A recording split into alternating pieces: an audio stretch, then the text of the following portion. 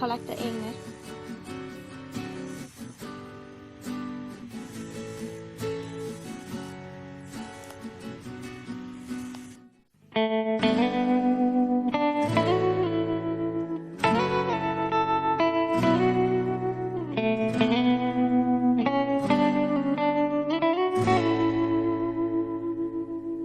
เบื้องหลังหน้าตาที่เฉยชา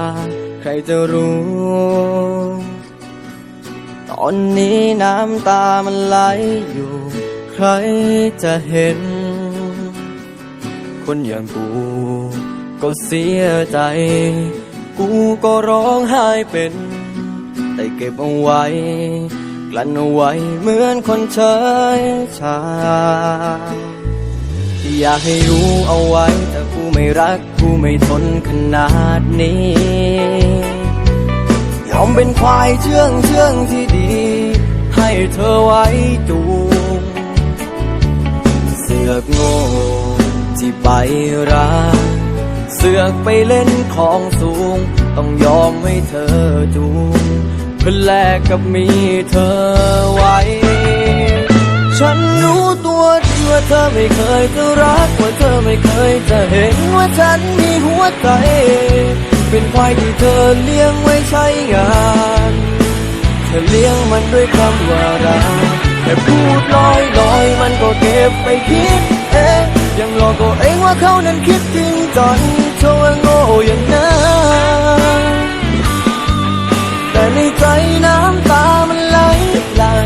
พังยับเยิน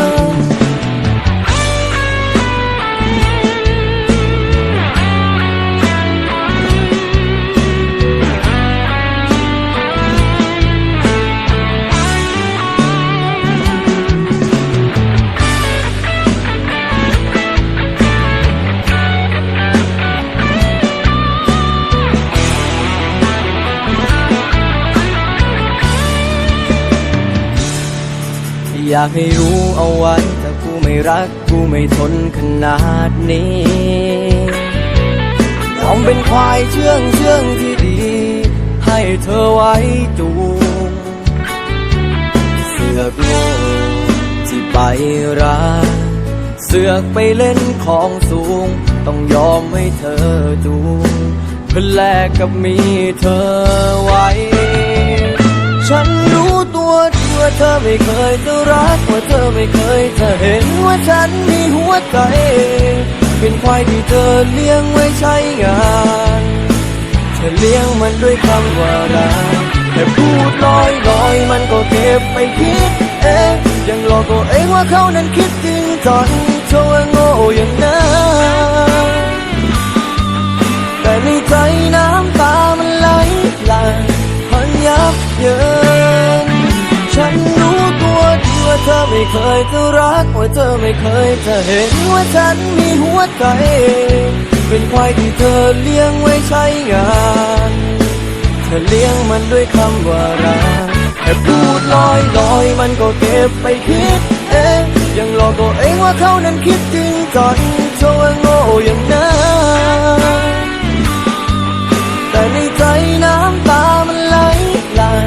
พังยับเยินแต่ในใจน้ำตามันไหลหลั่งพังยับเยิน